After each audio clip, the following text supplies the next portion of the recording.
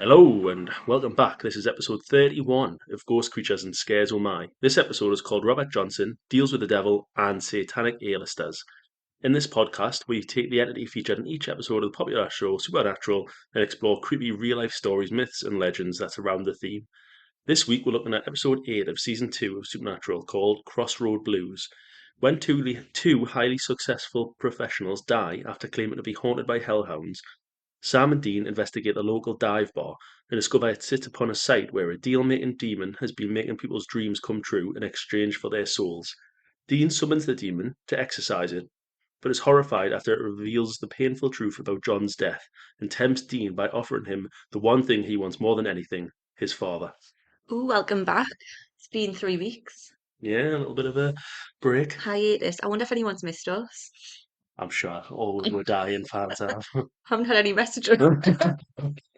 No, it's funny actually because I put a little story out on Instagram the other day, and I really got ahead of myself because I'm very excited for this episode. And I'll be honest, I've put um episode out this week. It's going to be a good one, but I hadn't even recorded it yet, so it might not be a good one. So I feel like I've set the bar high. I think we could meet this. Hopefully, we're gonna have to be on If with not, A it's on game. you for getting people's hopes up. Yeah, I've been away because I've been in Dublin, haven't I? It's been doing a hen do, so don't roll your eyes. I've been I've been out and Haven't about, I? haven't I? Hasn't one? Yeah, it was really good fun. Had a really good time, and we just decided we'd have a little break from the podcast for a week, and really excited to be back because when it was my idea to start a podcast, I think just because I listened to that many, I thought, oh, I want to do this, even if no one listens apart from my mum and your mum, my sister, and a few other people. We enjoy doing it, don't we? And then when you said, oh, we could link it to Supernatural, this is the episode that I said, you went, if we link it to Supernatural, we will get to cover this episode. So I'm so excited. That's one of your favourites, isn't it? It's one of my absolute favourites. Anything to do with deals with the devil and stuff like, the conspiracy theories like like a Satanism and satanic cults and stuff. I find it absolutely fascinating, really interesting, and it's actually really relevant because there's been a lot of stuff in the news at the minute about, Jay-Z and Beyonce and stuff like that, Yeah. and Taylor Swift. So we're going to cover a little bit of that at the end. I'm going to tag that on. Um, so we'll get going. So this episode is um based on Robert Johnson, isn't it? Yeah, In the concept of making a deal with the devil, and but in this one, it's not so much based on him as it is like he he's in features it, in he it. features in it, but it's like more based around the actual hellhounds and the demon making deals with people. Yeah, because in real life, well, if this is real, but probably not. The legend it doesn't really involve hellhounds for the Robert Johnson story, but I've put hellhounds into this episode because it is in the supernatural episode. But it's the way that Supernatural sort of put it, like obviously if you sell your soul, it's the hellhounds that come and drag you to hell. Oh yeah, yeah, but that wasn't part of the legend originally. That was just added in by Supernatural. Um, so the concept, the reason I think this gets me so excited as well is because I'm a massive music fan, and it links to musicians in the 27 Club, which is also something that I'm really fascinated by. This concept of all these famous celebrities who just happened to die when they were 27. I know we did debunk that one a few months ago, and we did another episode, but I still think it's interesting to talk about. Oh yeah, definitely. I've just what I do is I just before we dive into stuff, I write down notes of things that pop into my head, and I've written down, um, Devil Deals Hellhounds in the Fall of the House of Usher because we watched that quite recently. That was oh, what's his name? Mike Flanagan. I'm sure his name's Mike Flanagan. Mike Flanagan, Oh, I'm sure it is, isn't it? Mike Flanagan, the one who did the one who does Haunted on Hill House uh, and Bly Manor and stuff. And the one with the vampires. I don't think it's Mike Flanagan, is it? I'm 99% sure. You Google it when I Sounds talk about the fall of House of Usher. So yeah, it's basically this old man when he was younger, he made a deal with the devil who to basically all of his family would pay the ultimate price. Eventually, they'd live really long, happy lives. But when she comes to claim him when he's old, she'll also take his kids, and his kids are like middle aged, so it's a bit crap, really. But they get loads of You all right now, Mike? here's Mike Flanagan, but they get loads of success and stuff from it. So we'll dive in anyway. Oh, and I also put sorry, Papa Lazo off American Horror Story because it's a similar theory, and I think he comes from like hoodoo voodoo culture, but he's in American Horror Story, the Coven series where you know not Madame Lalaurie, I think Angela Bassett plays her, but anyway, she's the she gets immortality, but she made a deal with the devil. So in order to claim immortality, she has to sacrifice a newborn baby every year. Oof. Yeah, I was like, I think I'd rather just take death, to be honest. But yeah, anyway, let's dive in. So we're going to start off with Robert Johnson. This is the main story. We're then going to do a little bit of Hell Hounds, and please bear with us till the end. It's going to be a long one because I'm going to tag on to the end a little bit about this theory about Satanism within A-listers at the moment, which I find really fascinating. So yeah, so this bit of writing I took from this write up is from someone called Natasha Isaac.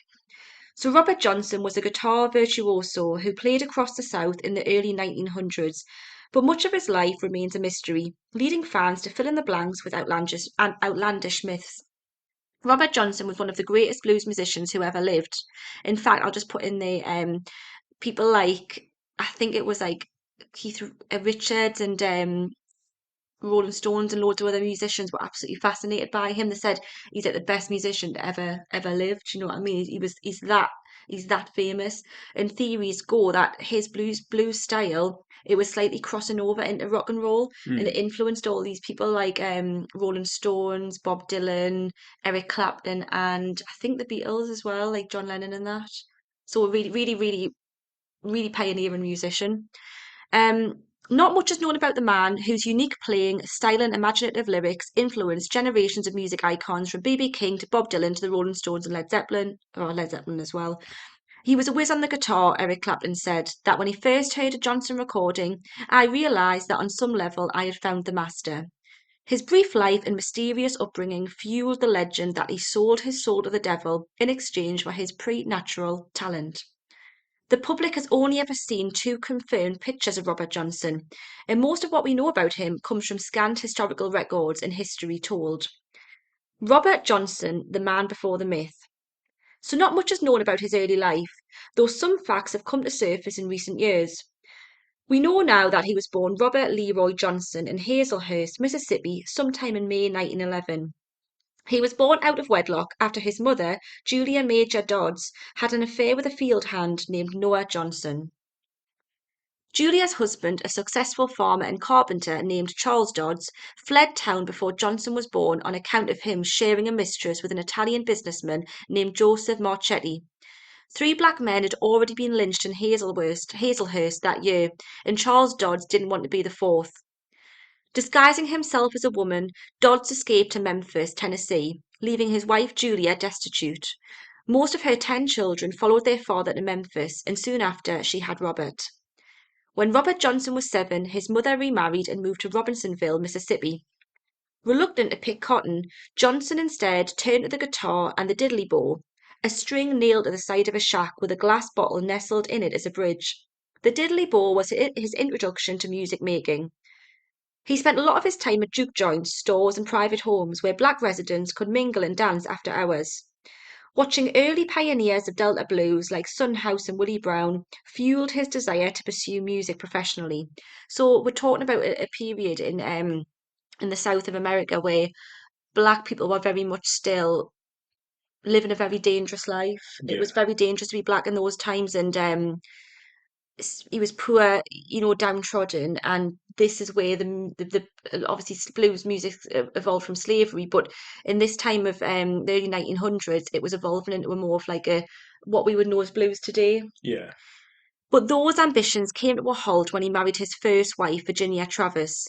When they married, John Johnson was 17 and Virginia was 14, although they both lied and said they were older on their marriage certificate. He loved her so much that once she got pregnant, he gave up music entirely to earn money working in the fields. As the baby's due date approached, Travis left their home in northwestern Mississippi for her childhood home in Penton, so her family could help care for the newborn. So in those days, and now as well in America, 'cause some people can't afford it, like childbirth would have been done at home. So a lot of women would go back to the family home because there was more knowledgeable women there, like older women relatives in the family. Hmm. Again, really dangerous, really. Yeah. Um, Johnson followed her, but made stops along the way to perform his music. By the time Robert Johnson arrived at the Travers house, his wife and child had already been buried. Both had died during the difficult birth. Travis's ultra-religious family, seeing Johnson arrive with a guitar in his hand, blamed their deaths on the devil's music. It's perhaps the first link ever mentioned between Robert Johnson and the devil myth, and contemporary scholars believe that the deaths of his wife and child pushed the 19-year-old Johnson back into his musical ambitions. So he left. He was working in the fields just to earn money, and as he got there, like imagine how devastating that would That'd be be. And devastating. he's get not only is he's getting blamed for it, and then he just thinks, well, I'll just go back on the road kind of thing. Yeah. At age 19, Robert Johnson performed on street corners here and there, but he was nowhere near an exceptional musician. Yet he was self-assured and he took any chance he could to get to perform. During Sun Houses and Willie Brown's shows in Robinsonville, Johnson would take one of their guitars during intermission and force the audience to listen to his tunes. Folks, they come and say, why don't you go out and make that boy put that thing down? He running us crazy, House recalled in a 1997 interview for the documentary about Johnson called Can't You Hear the Wind Howl? The jeering was enough to push Johnson out of town altogether. So the legend has it that during this period, he was absolutely abysmal, like abysmal, to the point where like people and people have probably been really mean, but people would go out and I'm like, I'm leaving, I can't stand listening to him. He's absolutely rubbish. Hmm. Get back to your day job, kind of thing. Nobody heard from Johnson again until months later when he showed up at another house in Brownshaw in Banks, Mississippi. Johnson asked the house for permission to play a piece on stage, and perhaps feeling sorry for him, house let him. So, yeah, you can imagine this scene. He walks in, he's been away for a few months. No one's heard from him, there's no social media. And he's like, oh, can I get up? And he's thinking, oh, if I let him get up, he's going to drive the audience away. But it must have been something he's felt sorry for him and he lets him get up. And as soon as Robert Johnson began plucking his guitar, it was clear that he was no longer the same desperate musician that had been booed off stage just a little while earlier, 2 months in fact. His playing sounded like the work of two musicians. His long, lithe fingers expertly strumming the guitar's seven strings, his vivid lyrics, at once colourful and mournful, spilled out of him with a throaty passion. He was so good, House said. When he finished, all of our mouths were standing open, and I said, well, ain't that fast? He's gone now. Johnson's genius artistry had seemingly come out of nowhere. Man, we played for a lot of people, Delta blues legend David Honeyboy Edwards, a friend of Johnson's, told the New York Times before his own death in 2011. We would walk through the country with our guitars on our shoulders, stop at people's houses, play a little music, and then walk on. Robert Johnson took up with another young girl named Virgie Kane, who became pregnant with his child. But Kane, just like Johnson's late wife, came from a religious family who forbade her from contacting him. After that, Johnson began drinking, womanizing, strumming, and crooning his way through the Delta. In 1936, Johnson finally landed a chance to record his music, a golden opportunity arranged by the Texas Record Company in San Antonio, Texas. He recorded his first single, Terraplane Blues, which sold 5,000 copies and earned him another recording session. He played into the corner of the recording booth, either because he liked the sound of the reverberation or because he didn't want to give away his musical secrets. So every time it's worth mentioning as well, every time he got up on stage to play, he would deliberately kind of hide. Sometimes he hid behind screens. He would always try. He did this weird thing where he would try and conceal his hands, so Hmm. people couldn't actually see him playing. And then people would say, "Yeah, there's two guys up there playing," and they're like, "Oh no, it's just one." And if you listen to his music, I think it was Mick Jagger or Keith Richards from Rolling Stones who was saying if you listen to his music, it sounds like it's been layered on top of each other. But you know how nowadays people like Ed Sheeran have like guitar pedals and stuff, Hmm. so they can layer the music. It sounded like that was happening. It sounded like there was more than one person playing at the same time, and it was just him. Didn't have technology like that in those days, and he was very secretive when he would play. So this is where all this sort of And, how do you get that good in 2 months? This is where the suspicions start to grow. Before he could enjoy his success, Johnson died suddenly a year later. He was only 27 years old, the same age as so many other music legends, sorry, have been when they died. So yeah, I'm not going to dive into that too much because we've done Club 27, but you've got remind me, Jim Morrison. Oh God, what's her name? Um, Kurt Cobain was it? no, Kurt Cobain. I get mixed up with Kurt Cobain 'cause I feel like Kurt Cobain was younger, but he might have been 27. I know Jim Morrison, Amy Winehouse, Brian Jones, but who's the one? Hmm, Can't think of her name, Janis Joplin. So did Robert Johnson really sell his soul to the devil? Let's find out. As the legend goes, after a teenage Robert Johnson was booed off the stage in Robinsonville, he went on to a Mississippi crossroad at midnight and summoned the devil. So remember that night before he went missing? Hmm. Apparently he was so gutted about how everyone had left and booed him. He actually went to the crossroads, and legend has it in folklore that if you go to a crossroad and stand in the middle at midnight, I think it is, or I'm sure it's midnight or the witching hour, and you summon the devil, he will appear and he'll grant you a deal, but his deals always come with like a very heavy price. Yeah, well, your soul. Soul, yeah, uh-huh. So the devil promised to endow Robert with supernatural musical abilities as long as the musician gave up his soul in return. Historical records show that he actually learned how to play from a blues guitarist named Isaiah Ike Zimmerman, sometimes called Zinnerman. But the devil myth has stuck around for decades, egged on by elements of Johnson's life and music themselves. There are conflicting reports over how long Robert Johnson disappeared for. Some say he was gone for 6 months, some say it was actually closer to a year and a half. So that is a long time. That's Yeah, I was gonna different to a say, couple of yeah. months, isn't it? Because a year and a half, if you're not working and you're dedicating yourself to watching these blues legends, and he was only 19, so of course he was rusty. It makes more sense that he was just went away and I practiced, got to say really. practice a lot, yeah. But I Made prefer him the other sell better. story. Um, what do you think? I mean, if like you say, if it's 6 months, it's a bit weird that he could have got so much better unless he went away and developed. Like Hmm. obviously he was hiding his hands, unless he developed something to help. Like maybe he developed something that was futuristic. He developed Maybe. the tool to help like they use now. Yeah, I didn't want to give it He away. just didn't want to give it away in case anybody else started using it and stuff. Yeah. That's interesting. So Zimmerman, the guy who allegedly wasn't the devil, the guy who taught him how to play guitar, and his wife Ruth took Johnson into their home in Beauregard, Mississippi, while the established player mentored Johnson. The pair's favorite spot to practice was amongst the tombstones at the Memorial Cemetery across from Zimmerman's house. According to Johnson's grandson, Stephen, the senior guitarist brought Johnson there so they could play undisturbed, but also so they wouldn't disturb others. So again, the secrecy. Yeah. Why? It's not like they're playing drums, it's just guitar. Ike told my granddad, Robert, look, I don't care how bad you sound out here. Nobody out here is going to complain. Maybe that's just what it was. Didn't want to put his confidence down by someone saying, turn down that rat, get over there. Um, um, Stephen said, but their habit of playing music in the graveyard no doubt perpetuated the myth that the two had dealings with the devil. Zimmerman's youngest daughter, Laretha Z. Smith, recalled how her father taught Robert Johnson how to slide his fingers seamlessly across the guitar strings. In fact, Smith's family believe that at least four of Johnson's songs can be attributed to Zimmerman. Walking Blues, Rambling, On My Mind, I Believe I'll Dust My Broom, and Come On in My Kitchen. Robert Johnson mysteriously died in Greenwood, Mississippi on August 16, 1938, but his death certificate did not list a cause at all. What or who killed Johnson is still the subject of wide speculation. Many believe that the jealous husband of a woman he was having an affair with poisoned Johnson's whiskey.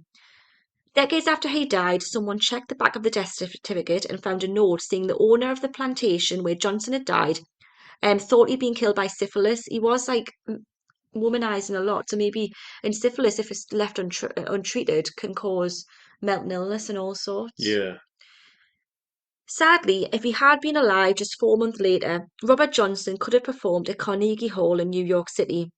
John Hammond, later an executive at Columbia Records, was organizing a special concert called Spirituals to Swing, showcasing a wide array of black music for a white audience. But by the time Hammond could locate Johnson, he had already passed away. Johnson had already inspired blues legends and fellow Mississippi natives, Muddy Waters and B.B. King. But it would be decades before his music reached a wider audience. Johnson's lyrics themselves spoke of spirits and evil and sometimes explicitly mentioned the devil, like his song Hell Hounds on My Trail. His songs also contained references to African hoodoo, a spiritual practice of magic that can be traced back to the African ancestry of the black community. In Come On in My Kitchen, Johnson mentions a nation sack or a mojo bag worn by hoodoo women to control their lovers. Oh, she's gone. I know she won't come back. I've taken the last nickel out of her nation sack. In one tune, he mentions hellhounds and white powder on the feet. Likely, though, a reference to the black experience of escaping lynching. So I think that's more of like a metaphor, the hellhounds. Aye. There's just something supernatural about Roberts, said Rolling Stones guitar about Roberts, sorry, said Rolling Stones guitarist Keith Richards, who likened the blues guitar playing to the work of the classical composer Bach, or Bach, however you say it. Johnson only fueled the rumours by writing a song titled Me and the Devil. Um, okay, so there we go. That's the last of that bit. So discuss. Do we think he made a deal with the devil and then the devil came to claim? Nah, I think he just went like it's most likely that it's going to be the year and a half thing. He's went away, practiced a lot, got a lot better. But mind, I mean, It interests me this one, because I mean obviously yeah it is that, but some of them do interest me this one because I think it's the fact that he was so secretive and you've got geniuses like music geniuses like Keith Richards and Eric Clapton and things who are saying it sounded like there was two people playing it was layered, but they didn't have the technology to layer music tracks upon each other in those days. So like, then why did he keep his hand hidden? I also forgot to mention there was a theory which I should have put in there that the reason he used to what's the word hide? Oh, there's a better word for hide. I can't. What's the word for hide? hide. Into the D. Oh, um, it's really gonna annoy us. Can't think. The reason he used to hide his hand when he was playing was because the devil actually sprouted out of his back. So out of his back, a third hand came out, which was the devil's hand, and that was the deal he'd made. So he would play normally, and then the devil's hand would come out from like imagine under his armpit kind of thing, and it would play like as if two people were playing the same instrument. I like that one. We'll go with that one.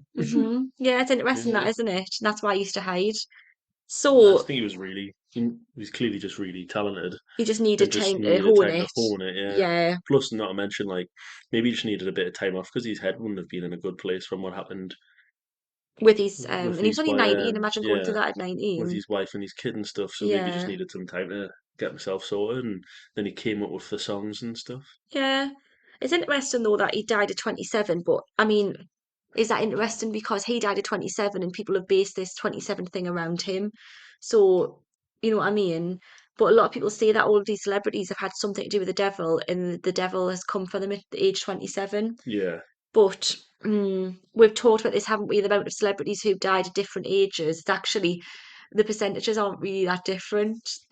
Famous celebrities who've had overdoses at say 26 or 28. yeah. It's just for some reason popular culture has clung on to this Maybe it's 27. because some of the bigger ones went at 27, so Yeah, it's yeah, more well known. it is. That's true.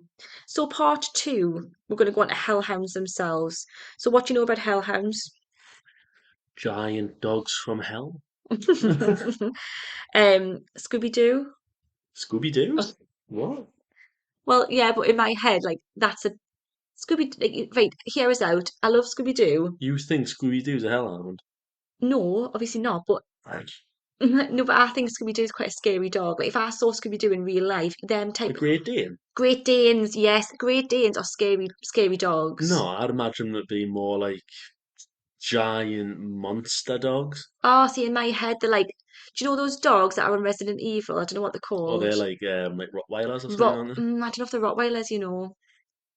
I know what you mean, but I don't think they're Rottweilers. But you know exactly what dogs I mean. They look like Great Danes, but they're like black. Maybe not as big as Great They're not as Dane. big now. They're more like sort of rapid ones, They're then, like aren't they? proper guard dogs. They're not like Staffies or anything or Rottweilers. They're like proper elite, like the henchmen of dogs. They're scary. That would really scare me if I saw one of them bounding after us. I'd probably be scared more by a giant monster dog.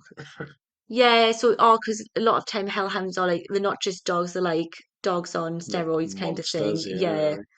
So we'll dive into it. I took this information from grunge.com. Dogs have been man's best friend for a long time. According to the Smithsonian, they've lived alongside us for so long that the details of how their partnership started have got a little murky. That's too bad, they quote one anthropologist as saying. The domestication of dogs was one of the most extraordinary events in human history. For as long as we've had dogs by our side, we've been more than a little suspicious of the dogs of the not so nice variety. Wolves may only want to be left alone, but mankind has long told tales of another kind of dog, the black-furred, red-eyed beast that lurks in the night watching and waiting. We've even been given canine companions to our deities, good and bad, and it's a sort of fitting.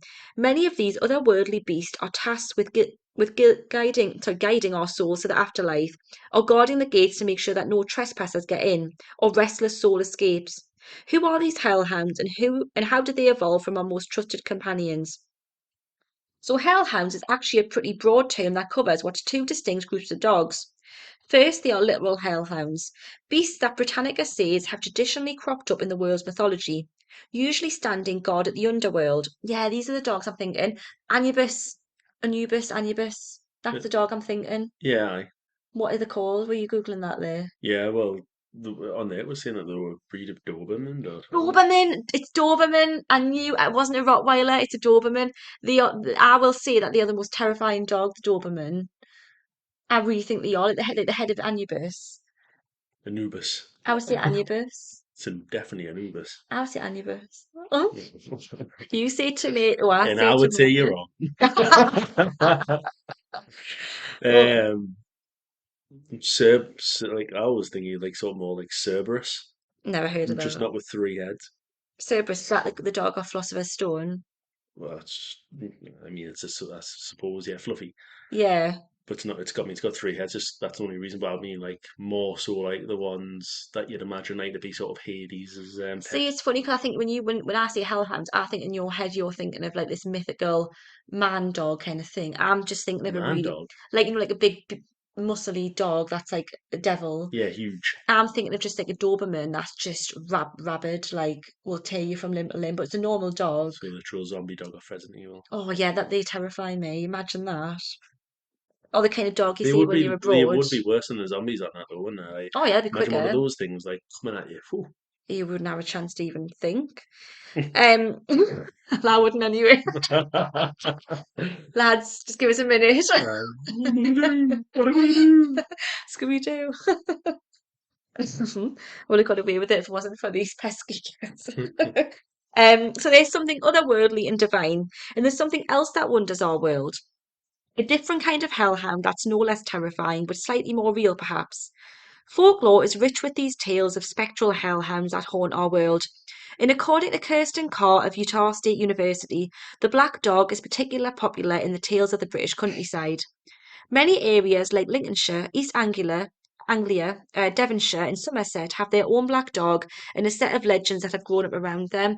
So I've heard about this legend of the black dog, but it's intertwined a lot with metaphor because do you know what black dog stands for? Who was Winston Churchill's black dog? Oh, Um, you must know. like Hitler?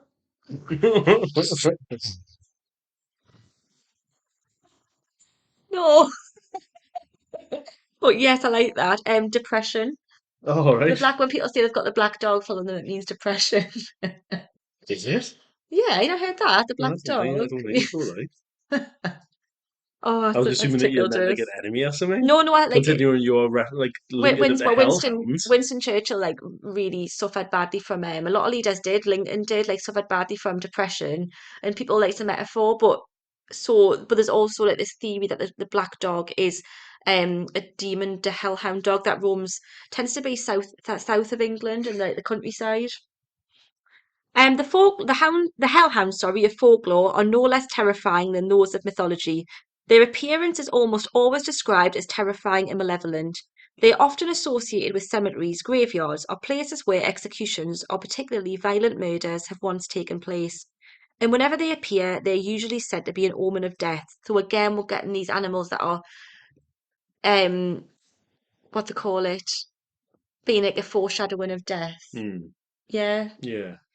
So you're wandering even around the British countryside, and suddenly you're aware of a massive black hellhound following you. Should you be scared? Probably, but maybe not, says Kirsten Carr of Utah State University. Not all spectral black dogs of folklore are bad, and some might even show up knowing you're in need. Take the tale of a Mr. Wharton, who told a story about a friend named Johnny. Johnny was walking through the English forest on his way to visit a friend when a massive black dog suddenly appeared at his side. The dog walked with him to his friend's home, waited outside, and rejoined him when he left. He escorted him back out of the woods and vanished at the tree line. Years later, two prisoners at York Jail confessed that they'd seen him and they had every intention of killing him and robbing Johnny that night, but they were deterred by the presence of the black dog. That's interesting, isn't it? I like that. Yeah. Like that actually helped them. Oh, Milo, would you do that? Is it now? No. Other stories of these benevolent hellhounds are very similar. They usually appear to escort someone to their destination, and eventually that person finds out that they were being targeted by someone or something horrible, only to be saved by the presence of the dog. This sounds like an urban legend to me. I mean, the This has got guy's the name was marking. Johnny. So, That oh, here we go. instantly things it a little bit for me. Oh, Like, why? It's just in Matty's world, Johnny's not a thing. no, I just don't think Johnny's a very like believable name for a Why? story like this. I don't know. I don't know why. I don't know. Just Johnny boy. Johnny's like, I know loads of Johnnies. I know, yeah, so do I, but I don't know. Just Yeah. I don't know. Just for some You reason. want him to be called something like Ichabod, don't you? Or Yeah, like aye, Edward yeah, Scissorhands, yeah. Tim Burton. And Um, Edward would be believable. and Edwin Edward Ed. would, Edward was walking through the forest. Uh-huh. So also they do pop up in Lincolnshire County. And sometimes they act as protectors, proving that even hellhounds can be good boys, like that. The earliest record of the sighting of a hellhound goes all the way back to 1127, and it's buried in a fascinating document called the Anglo-Saxon Chronicle. Does that sound fascinating? No. The preface of the 1914 version describes it as a chronological record of important events, starting with the year AD 1, the reign of Octavian and the birth of Christ. Fast forward a bit to 1127, and along with records of a meeting between England's King Henry and Scotland's King David, there's mention of a Sunday in Peterborough.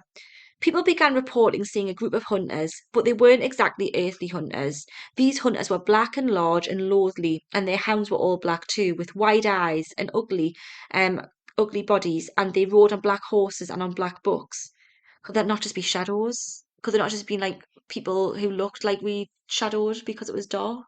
Maybe like. hmm This was seen in the very deer park of the town of Peterborough, and in all the woods from the sea of town to Stamford, and the monks heard the blast of the horns which they blew in the night. Oh, this sounds more like Vikings, doesn't it? I would have said that Viking period. I'm not great with like ancient, well, not ancient, but you know what I mean. I think that'd be around the time of the Vikings, maybe just after. 11, 12, I'm not sure. I'm sure, you know. I'm sure the Vikings were like up until the 1200 or maybe just before. I don't know. Um, Is that the very first sighting of a hellhound? It's impossible to tell just how long the stories have been circulating around Britain, but according to paranormal case files of Great Britain, it's the earliest record we have.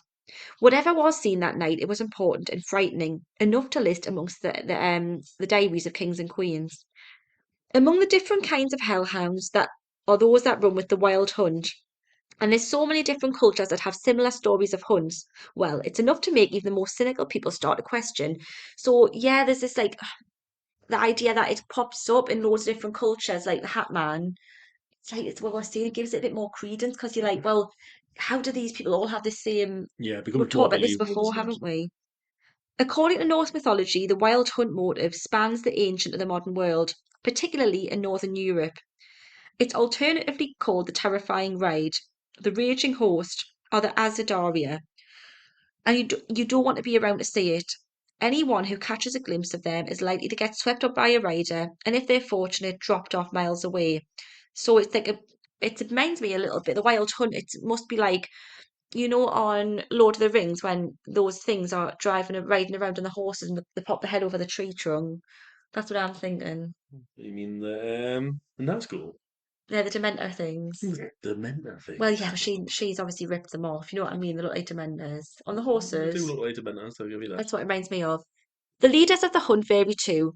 In some areas it's Odin, while in others it's Perchta or Herne the Hunter, and in the Middle Ages it was even said that the hunt was led by King Arthur or Charlemagne himself.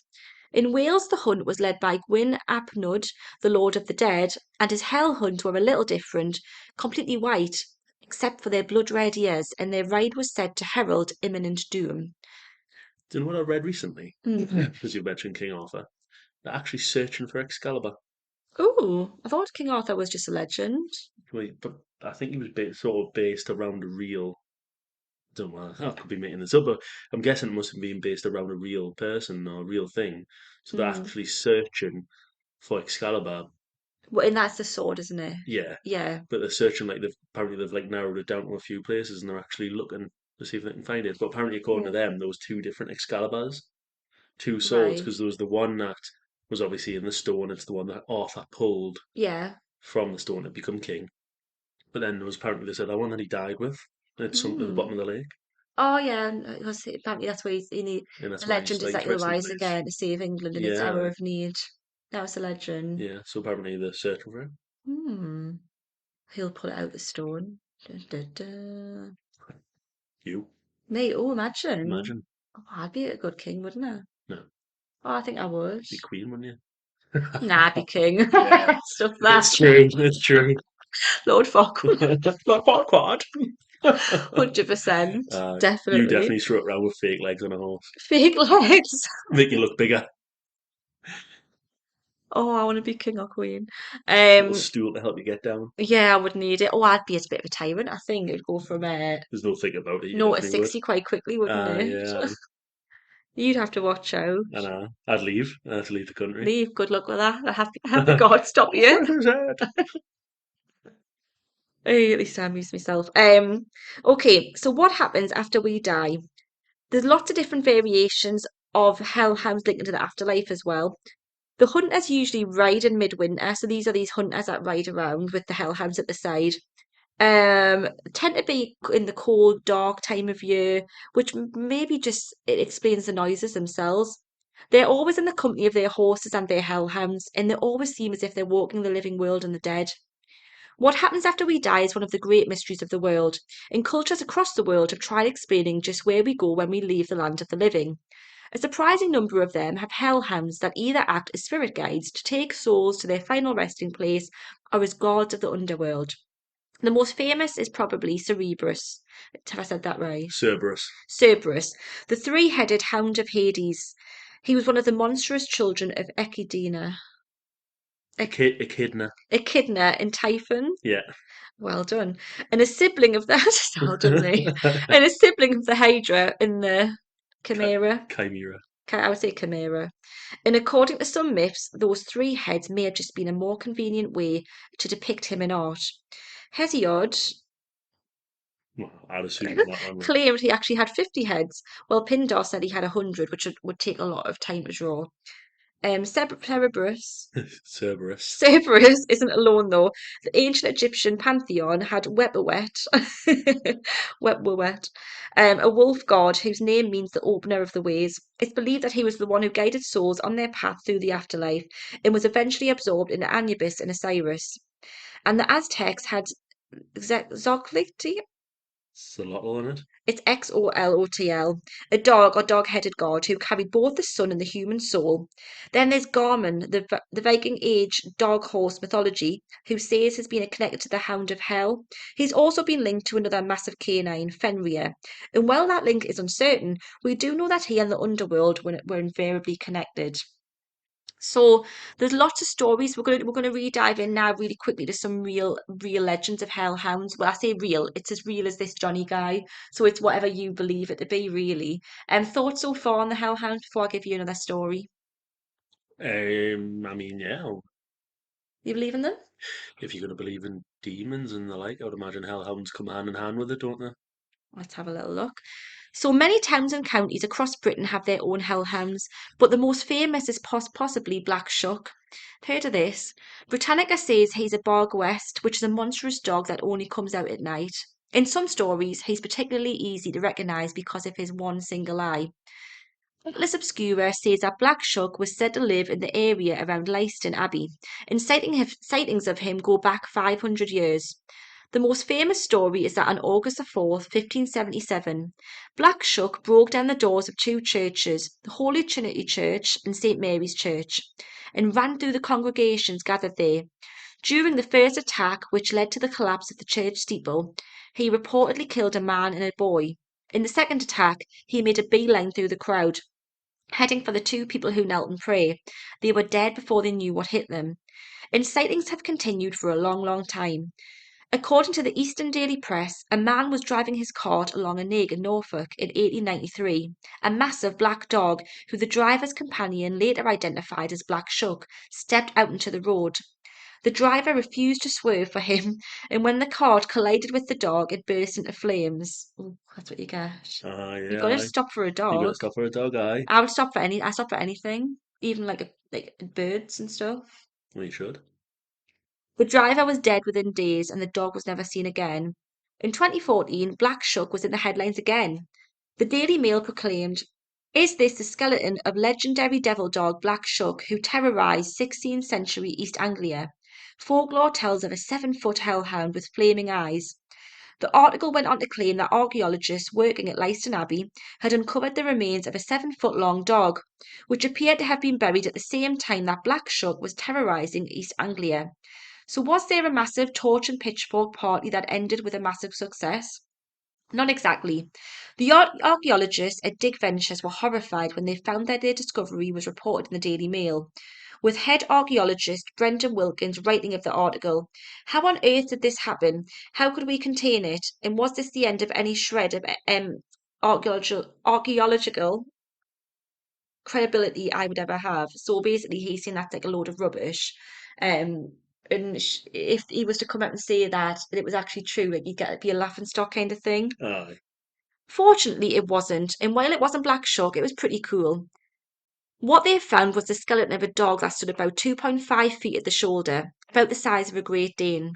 The bones indicated he had been an elderly good boy, oh, Mm. and had been buried with care. He wasn't a hellhound, but a treasured companion. Details, they're important. Another account was the height of World War II. A 4-year-old British girl was sent to bed but could not sleep. Sitting on the edge of her bed, fiddling with its ornamental knobs and staring out of the window, the girl heard a screeching noise. Then out of the corner of her eye, a massive black dog appeared and trotted in front of her, turning its head to stare at her as it passed between the bed and the window. It had very large red eyes which glowed from inside as if lit up, she later recounted. And it looked at me. I was quite terrified and very much aware of the creature's breath, which was warm and strong as a gust of wind. But before it had reached the door, it vanished. So that's the cultural background, but what about the cause of the hellhound phenomenon? It's worth relating another experience, this time from Simon Sherwood of England's University of Northampton. When he was around 3 to 5 years old, he awoke to the patter of feet. I looked up thinking it was my dog, but to my terror I saw a massive black animal, probably with horns, but perhaps ears, galloping along the landing towards my bedroom. I tried to scream, but I found it impossible. The creature's eyes were bright yellow and as big as saucers. The animal got to my bedroom door and then vanished as quickly as it had appeared. I managed to scream, and my mum came in to calm me down. Some people like Sherwood even hallucinate and see a black giant dog. But why would reports of the hellhound be largely consistent? Well, folklore is a powerful thing, even for a child, especially when it's terrifying.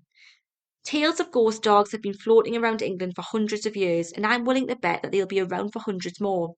Well, at least until we come up with a good treatment for sleep paralysis. There are other theories, though. Wide awake folk seeing evil dogs out in the open. An account from a 1908 Englishman walking home from an inn. I suddenly saw an animal that seemed to be like a large black dog appear quite suddenly out of the hedge and run across the road quite close in front of me. I thought it was the dog belonging to the curate. I was just about to call it and send it home when it suddenly changed its shape and turned into a black donkey standing on its hind legs. This creature had two glowing eyes which appeared to be almost as big as saucers. I looked at it in astonishment for a minute or so when it suddenly vanished. Thoughts then, before we move on? All good stories except for the last one. and stood up and turned into a donkey. He's drunk. Ah, he smashed him, He's like. absolutely Aye, drunk. aye. He's just probably seen a donkey. Go home, Johnny. Like, go on, Johnny lad. You've had too many. You're lying. Yeah, I don't believe it. I think it's people who have been out at night and their imaginations have got the best of them, Ah, I've seen the shadows and or stuff. seen giant dogs, Maybe or seen a even giant small. werewolf. Oh, that's more realistic. No, I meant like as in maybe saw like a small horse or something that was let loose, and you know what I mean. Yeah, could be all sorts, really. And Wolves. wolves. And when you go back to the 1400s, some people in England, the nobles, had these like exotic animals. That, you know, like a 14th century version of Joe Exotic would have. They That's had a like horrible thought. I'll never financially recover from this plague. Yeah, but they had these like exotic animals that would be completely mythical to It the could just normal be a Joe. lion or something. And Yeah, yeah, so I it's imagine probably wouldn't interesting. have survived an encounter with a lion, mine, but No. So explanations for the black dogs. Black mourning and funeral link together. So sometimes people say the colour black is associated, obviously, which it is, with funerals and mourning. So could it be that black animals are linked to the concept of death, fear, depression? Um, was there an ancient race of a wild black dog that's now extinct, but there's some offshoots alive? Like, do you know how they say Bigfoot? Bigfoot? Bigfoot. Bigfoot. Big. Bigfoot. Bigfoot and Sasquatch and Yetis were actually just like animals who aren't alive or are extinct now, but the little offshoot animals are still alive somewhere with small little families. Could it be like this kind of scenario? Could be. Yeah. So I thoughts on imagine the Hell somebody would Hound? have come across them. Well, they have clearly, but they're very good at hiding Well, away. it would have been caught in the daylight at one point. Mm. So we're going. Are you ready for part three? Yeah. And now this has been a long episode, so please take a break. Go and get a cup of tea or a glass of wine, whatever you need to do, Nah, or hammer on. power Hammer on. on. You're nearly there. We're nearly there. So I had to put this one in because I think it's really relevant at the minute and it really fascinates me. So we'll finish off with satanic A-listers. So before we dive in, just what does that mean to you? Satanic A-listers. I don't know. Bad A-listers. Yeah, but come on. Who jumps to mind? Hmm. um, Crowley, the one who used to have the house within it. I'm sure we did him in an episode. Where he's had Hmm. the house and they have like parties and stuff. And was it Led Zeppelin that used to go there? You're just reading notes. Can't remember doing that episode though. Yeah. Crowley, I just couldn't Well, remember who they're actually not. went there. Well, Alistair Crowley wasn't an A-lister, but like he was. I Well, know, but he had parties for them. yeah. Well, no. Alistair Crowley was like the um what's the word, society people at the time, like British people and normal people as well. But A-listers were inspired by him. So Alistair Crowley was done before. He was, oh God, when was he? Was it the early 1900s he was around? I'm sure it was. And he was a Satanist, and he used to have all these parties and, um, or did he call himself a Satanist? I think that came later, didn't it? But he worshipped the devil and he had all these parties and he summoned demons. And later on, musicians like Led Zeppelin, what's his name? Jimmy Page, he became obsessed with him and he bought the house. But then you've also got Anton LaVey. So Anton LaVey is more like in the 50s, 60s in America Hmm. and he has loads of links to Hollywood. So he's the guy who set up the Church of the House of Satan or some the House of the Church. Well, either way around, Church of Satan. And he actually appeared in Rosemary's Baby, which was written and directed by Roman Polanski. Of course, quite a chilling little link there is Roman Polanski's heavily pregnant wife Sharon Tate was murdered by Charles Manson, Yeah. which some people say was in a satanic kind of ceremony kind of thing. So all of these theories are floated around, and it becomes more into the modern day A-listers now because you've got the likes of Lady Gaga, Jay-Z, Beyonce, Taylor Swift. People think that they're actually secret Satanists. That ever since like the early 1900s, when the birth of Hollywood came about, the Satanism was rife in that people were making deals with the devil to become really famous. And it's that the Illuminati are linked as well because the Illuminati are also Satanists who want all these famous people to be worshipped by young kids and people instead of God because it makes them money and it gives in all this crazy stuff. So it's crazy, it's absolutely mad. But would you like to hear more? Yeah, I go for it. So let's start off with Sam Smith. What do we know about Sam Smith? He did one. He Careful. did one. Don't know what you mean. He's He a did really one. He nice did. He boy. did one of the James Bond songs, didn't That he? was a good, yeah, that was safe. TheConversation.com I took this from. So earlier this year, the non-binary singer-songwriter Sam Smith performed their song Unholy at the Grammys. Dressed in a red devil horned top hat and latex costume, the performance drew upon popular occult and gothic aesthetics, and it attracted a huge amount of criticism for the supposed promotion of satanic imagery. Conspiracy theorists allege that the performance was in fact a real satanic ritual orchestrated by an elite cult of Hollywood Satanists. Its supposed aim? To morally subvert society by brainwashing and indoctrinating young people. So there was also a Taylor Swift concert where she was doing this like hand gesture and this performance, and people said like what you've just witnessed wasn't a pop concert; it was a real satanic performance done in front of thousands of people who will now be brainwashed and go away and like, I don't know what the aim is, but it's the aim to keep people busy. Start calling themselves Swifties. Yeah, but also like acting like a cult. Oh, it's like a cult, isn't it? You know what I mean? Yeah, Like probably going like. back to like Elvis and the Beatles, these screaming. I know it's stereotypical, but tends to be young girls. Minds are occupied with TikTok, dance routines, listen to the music, buy, capitalism, capitalism, instead of being like worshiping God and things and doing good things. That's the conspiracy theory. And it keeps us distracted from what's going on behind the scenes with Illuminati. Like they like to keep us distracted while they do nefarious things. Like what? Like, well, we're going to find out. Lots of child abuse for one. Making sure that we don't rise up against them, because if we all rised up and stopped thinking like like a hive mind, we could take over the world and stuff. Do you know what I mean? Only a few months prior, a similar mass online panic had taken hold in the form of the Balenciaga scandals. Have you heard of this? No, Balenciaga, really I know it's a famous, brand. famous fashion brand. So, there was a conspiracy theory claiming that the fashion brand was secretly engaging in child trafficking and satanic ritual abuse. So there was like, do you remember this? It was in a magazine. There was loads of photos. So basically, what they did, Balenciaga released a childwear line, Oh yeah, I and do they remember had the thinking kids about wearing like weird stuff like teddy bear bags, but they appeared to be dressed in bondage, kind of weird fetish wear stuff. Do you remember? It was just, yeah, and even I looked at that wasn't that. that long ago, was it? No, because even I looked at that without the conspiracy theory and thought, oh, that's really strange. Yeah, quite odd. So you can imagine That's the way like load of fashion goes and that though, isn't it? Like proper it was just strange, like it was just inappropriate. That's yeah. all it was. But of course, people jumped on it. These are just the latest in a string of satanic conspiracy theories. From the 2014 Hampstead hoax, which involved false allegations of a satanic child abuse ring operating out of a North London school, to the rise of the now infamous QAnon movement, where supporters believe that Satan worshipping children are trying to take over society.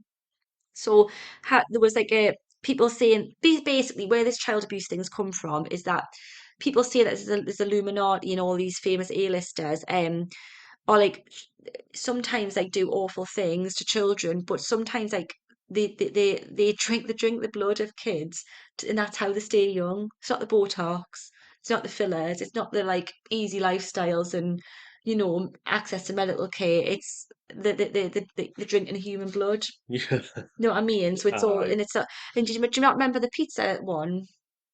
So I think it was. Do you remember the pizza shop? No, I don't think You so. must remember that. It was basically around the time because Trump was just absolutely fueling all these rumors that there was a child abuse ring going on. If And Trump wasn't fueling them, you probably shouldn't listen to them. yeah, but it's come on. So these like Republicans, and not all Republicans, but like the ones who are the QAnon movement. Basically, there was this conspiracy that in Washington D.C. there was a little pizzeria. It was like a family, Italian family's pizzeria, and apparently it wasn't really a pizzeria. It was just a front that in the back room they were like trafficking kids to politicians and like all that kind of sordid stuff. Yeah. So they all burst in with like guns and everything, and this guy was like. I'm just making pizza.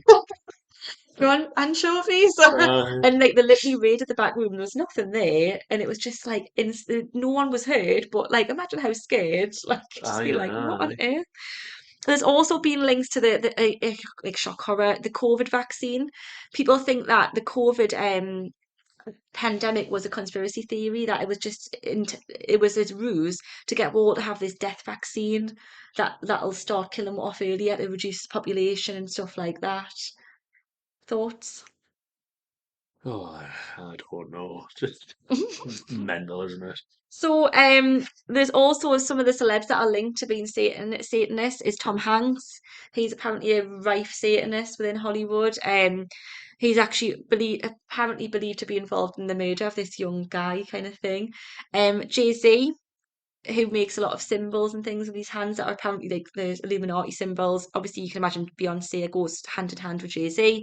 Tom I Cruise. refuse to hear it about Tom I Cruise. know, but you understand why Tom Cruise is in Nah, there nah. because with these links to Well, yeah, Scientology. but he's just a bit cookie, and Oh, he I like don't know why he's a he's bit nah. summit. He's a bit He's got his summit. Scientology in there, like Yeah. obviously a bit, but like I'm not having about Tom Cruise. Seems like a lovely guy. Will Smith and P. Diddy sometimes are Well, I mean, linked. all the stuff that's coming out right now, you can't really say anything about that, can you? I probably spot on with that last one. Flipping it. And there was I wanted to mention this one. Denzel Washington famously quoted, if you go to these A-lister parties, make sure you leave half an hour early before the devil walks in. And people have really hung on to that. And I think what obviously he's meant it metaphorically, like probably I would imagine P. Diddy's parties where at the end of the night these weird things are going on and drugs and stuff, but people have said, You'd "Oh imagine no, Denzel getting out of the way of that, wouldn't you? Because oh he's a yeah, he's a top he's a top 100%." guy, isn't And I can imagine people saying, "Oh, the devil really walks in at midnight," but Denzel's gone. I miss Denzel again. he? Oh I'm going man, home. I'm going home. every time. So I took this from Forbes.com. We'll finish off with a last little bit. You might have seen an amusing Twitter post that went viral over the weekend. So this is from a while ago, though, from Florida politician KW Miller, who was verified by Twitter or X and is currently running for Congress or was. They made the unhinged claim that Beyonce isn't actually African American, but she is secretly Italian. The post, littered with QAnon conspiracy hashtags, goes on to claim that the singer's pop songs are filled with hidden messages and insidious symbols. Even an innocuous statement like Becky with the good hair is apparently part of the secret code. Beyonce and her husband Jay Z have long been the subject of conspiracy theories and wild fantasies. The idea that the two of them are members of the Illuminati and are secretly ushering a revolution, a new world order, by brainwashing the public through music videos and dance routines. Untangling the complexities of the Illuminati conspiracy would require its own article or its own podcast. But in a nutshell, conspiracy theorists allege that the world is run by an ancient cabal of cultists who communicate through secret signals, sometimes concealed within music videos. So these ancient people who not I'm not saying they're not immortal, some people that are, some people say it's just like this ancient family or people who it's passed down to. And they've always used social media.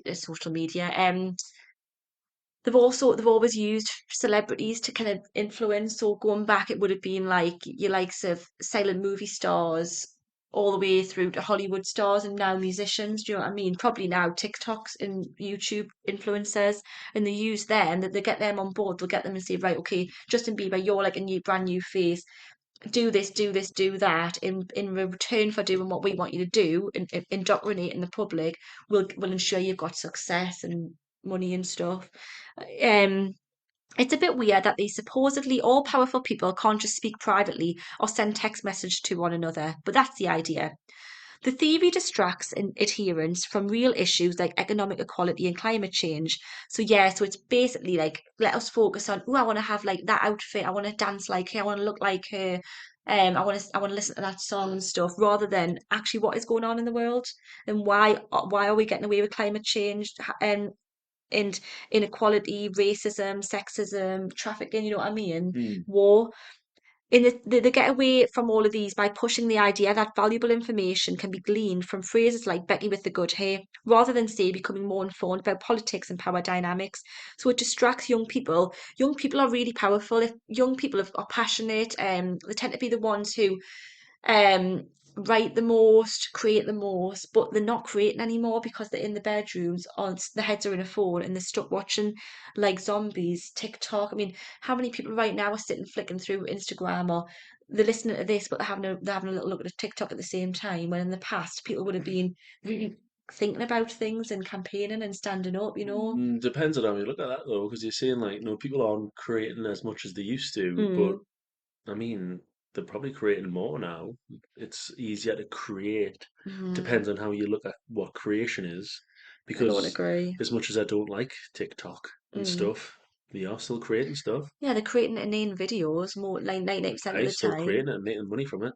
Yeah, but that's what the one, the one you want, the one they're making stupid little movies that we go, oh, I'm gonna watch that because it's got like it's interesting to get money. They don't want people like Greta Thunberg and stuff. Like, do you know what I mean? Which is still people like her because she's about. Well, she's about, yeah, but I'm saying but imagine if there was loads of them all just ripping apart society and not funding these celebrities, billionaires. You know what I'm saying? I know what It's you're a saying, theory. It's yeah. a theory. Um, so. For several years, Jay-Z has, during his performances, made a hand signal that forms a triangle, and this is supposedly meant to represent a diamond and has become synonymous with Jay-Z and his record label. Occasionally, Beyonce will also flash the hand signal, but it's likely in support of her husband. But the triangle shape is for some associated with the Eye of Providence, usually enclosed inside of a triangle or a pyramid. The said eye is connected to a wide range of belief systems, including the Freemasons and the Illuminati, along with the many conspiracy theories that surround them. Recently, like I've just mentioned, Pizzagate also became associated with the triangle shape. I think it was something like that pizzeria that they raided had like a triangle in there. Well, probably a slice of pizza. They probably just a slice of pizza and they're like, look, there's the pyramid. Don't be kind of funny though if you're like as big as Jay Z is, Mm. and you're doing like obviously you got all your money, like loads of money and stuff, so you weren't like really bothered. Imagine if you just started like a contest, just chucking a symbol in there, Yeah, just to just mess to people see mess around. people around. Right, have a good laugh out of it. You like, Yeah, be pretty funny, wouldn't it? they Like, probably see, do. just to see how people would run with it. They probably do. And I Yeah, think I it's mean, so, I bet it gets him loads of head. Like, if he goes on the stage and does that, I bet his mm, name gets talked about loads the next day. it's It'd be good probably a marketing, bit isn't more. Yeah, it? it's unbelievable marketing now. And that's surprising it's more, but people like Jay-Z don't need the marketing, but like up and coming people don't jump on it a bit and say, Yeah, I chuck a little symbol in there. but I mean, it was terrible what happened to Kate Middleton, Princess of Wales, wasn't it? Really, when you think that they were zoning in on that picture before they knew what she was going through and saying, "Oh, look, the youngest son Louis is making like a weird symbol that's a Illuminati hand signal." It's just Oh, insane, isn't get a it? grip, man. Yeah. So apparently, Jay-Z's iconic hand signal is secretly signaling his devotion to the Illuminati. But the problem with attaching such weighty significance to a simple shape is that triangles can be found everywhere and very quickly. Theorists can form a narrative by watching a music video and picking up on the secret symbolism. It doesn't help that Beyonce and her creative team use so much religious iconography in their performances and videos. Their playful depiction of Beyonce as a modern musical goddess ensures that conspiracy theorists will never ever run out of material. By making wild associations between shapes, set pieces, dance routines, conspiracy theorists can cook up some spectacularly strange narratives.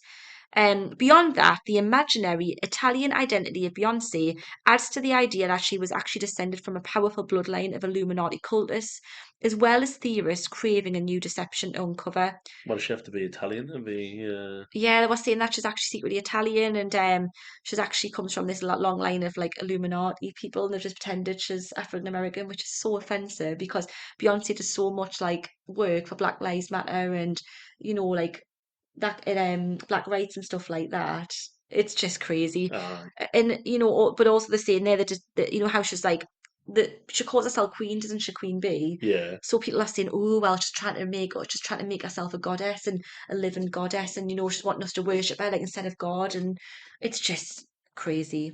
Last one I'll talk, but then we can uh, get to bed and go to sleep because we're absolutely shattered. And maybe you can if you listen to this at night. So this is from NME.com. I briefly mentioned Lady Gaga. Lady Gaga, I'm a fan of, so I don't like to believe she's a Satanist. I think if she was, I think a real Satanist, I can get on board more with Tom Hanks because if someone's going to be a Satanist, they're not going to go around wearing devil horns and stuff. And Lady Gaga's like a walking I Halloween mean, costume, isn't she? Do yeah. you know what I I mean, she mean? played. She The was in American Countess, Horror Story, yeah. wasn't she? So You wouldn't be doing stuff like that, No, like it's pretty so much like pointing it out, so isn't it? hammy and cheesy. Like I like Uh, her, but she started off. It's going to be someone who's like perfect, like Mrs. or Mister, like vanilla, who would seek to be a Satanist. I would have said. aye, But not likely. anyway, Lady Gaga has been accused of partaking in a satanic ritual after leaving a bathtub full of blood in a London hotel. So hasn't been widely reported, but allegedly it did happen. The incident happened during the summer of last year at the Intercontinental Hotel in the capital. One of the hotel workers has now revealed to Truthquake that their thoughts on the matter were they said that the singer was bathing in blood as part of a satanic ritual. The hotel worker went on to say that Lady Gaga left large amounts of blood in the suite during a stay this summer. The incident was reported to the concierge, who was told to put it out of her mind. Some people have refuted this and said that she was wearing one of her kind of strange, like she wears all She like wore the meat what and meat suit stuff, and shit. and or like she wears a lot of like it could have been like red paint and stuff, and she was actually just bathing it off. But Might some have just people been have shooting said, a scene for like the new Joker film, innit? yeah, Playing well, Harley I Quinn, who's a bit quite want goofy. to say that. Yeah. Oh, so it's not Margot Robbie, is Oh no, is She's she Harley Quinn in like in the the Suicide Squad and stuff and the Oh, it's thingy, but this Joaquin is yeah, Phoenix. it's Oh, I'll his. definitely have to go and see that. Yeah, I mean, I don't know. I wouldn't put too much money on this one. No, Thoughts? no. So, thoughts on Devil Deals, Robert Johnson, Hell Hounds, and A-list Satanists? I mean, if it was the 6 months, the Robert Johnson one probably a bit more Hmm. believable. And the Hellhounds, obviously, if you believe in like ghosts and all that sort of Hmm. stuff, obviously that'd probably go in there. So maybe. But as for the devil worshipping A-listers, I mean, probably there's probably a couple of them who do weird stuff. I mean, if you're that rich Hmm. and can pretty much do whatever you want, there's probably some of them that do fall down the road of going to stuff like that. So So, who knows? Well, it's been a long one, but I hope you've stayed with us and enjoyed it. So, thank you so much for listening to this